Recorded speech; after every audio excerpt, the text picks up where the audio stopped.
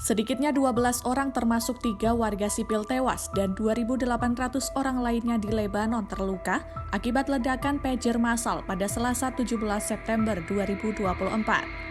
Terbaru, pada Rabu 18 September malam, walkie-talkie meledak di Beirut dan beberapa bagian Lebanon yang menewaskan 9 orang dan 300 lainnya terluka.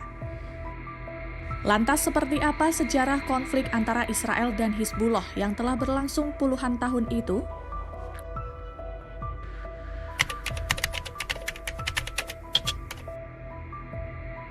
Israel mulai menginvasi Lebanon pada bulan Juni tahun 1982 sebagai respons dari serangan yang dilakukan oleh Organisasi Pembebasan Palestina atau PLO di Lebanon Selatan. Saat itu, Perang Saudara di Lebanon telah berkecamuk selama 7 tahun. Israel berharap untuk mendirikan pemerintahan yang bersahabat di Lebanon sehingga menduduki wilayah selatan maju hingga Beirut Barat. Beberapa kelompok di Lebanon dibentuk untuk mengusir invasi tersebut. Salah satunya adalah Hizbullah yang merupakan gagasan dari pemimpin Muslim yang didukung Iran. Hizbullah pun dengan cepat menjadi kekuatan yang signifikan di Lebanon.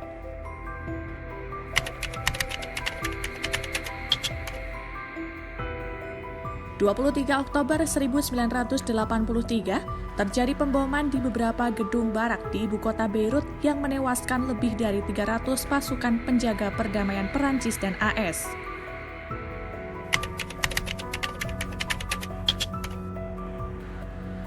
Kekuatan tempur Hizbullah tumbuh bersama dengan kelompok sekutu, sehingga mampu memaksa tentara Israel mundur ke Sungai Litani di Lebanon Selatan. Israel mendeklarasikan apa yang disebut zona keamanan di sepanjang perbatasan Lebanon-Israel.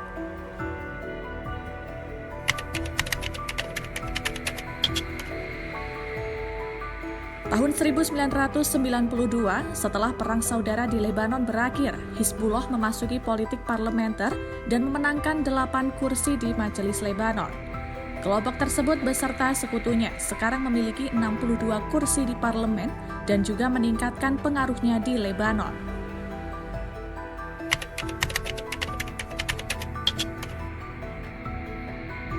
Pada Juli 1993, Israel menyerang Lebanon dan disebut dengan Operasi Akuntabilitas atau Perang 7 Hari di Lebanon.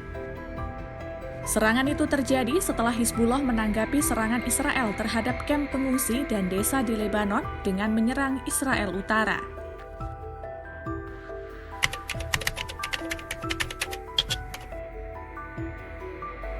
April 1996, Israel melancarkan serangan 17 hari lagi untuk memaksa Hizbullah melewati Sungai Litani dan keluar jangkauan serang target Israel. Serangan itu mengakibatkan banyak korban sipil dan militer di kedua belah pihak, serta infrastruktur Lebanon yang rusak parah. Lalu tanggal 18 April, Israel menembaki kompleks PBB di dekat desa Kana yang diduduki 800 warga sipil yang mengungsi.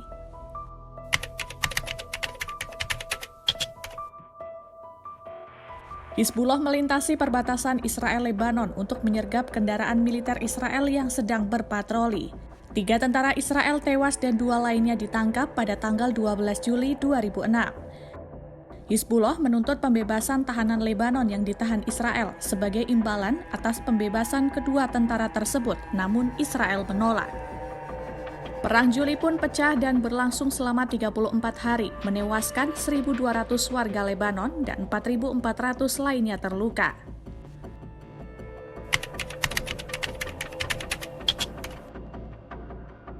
Tahun 2009, Hizbullah memperbaharui manifestonya yang berkomitmen untuk mengintegrasikannya ke dalam pemerintahan yang demokratis.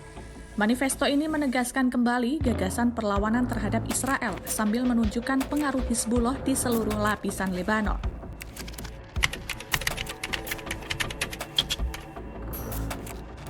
Hizbullah memasuki Perang Saudara Suriah untuk mendukung rezim Damaskus sejak tahun 2012, namun dikritik oleh banyak pendukung Arabnya.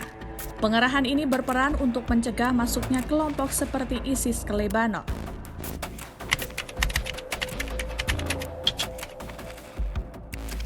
Oktober 2023, Hizbullah meluncurkan roket ke Israel untuk mendukung Gaza yang dibombardir oleh Israel. Dalam rentang waktu itu, Israel telah melakukan serangan di Lebanon dan Suriah yang menewaskan beberapa pemimpin senior Hizbullah dan Hamas. Israel pun disalahkan atas serangan gedung konsulat Iran di Damaskus pada 1 April 2024. 2 minggu kemudian, Iran menanggapi Israel dan Hizbullah menonjol dalam dukungannya terhadap Teheran. 28 Juli, sebuah lapangan sepak bola di dataran tinggi Golan yang diduduki Israel diserang, sebuah insiden yang memicu eskalasi. Iran dan Hizbullah membantah serangan tersebut, namun Israel membalas menyerang Lebanon dan membunuh komandan Hizbullah Fuad Shur di Beirut Selatan. Beberapa hari kemudian, pemimpin politik Hamas Ismail Haniyeh terbunuh dan membuat Israel Lebanon berada dalam siaga tinggi.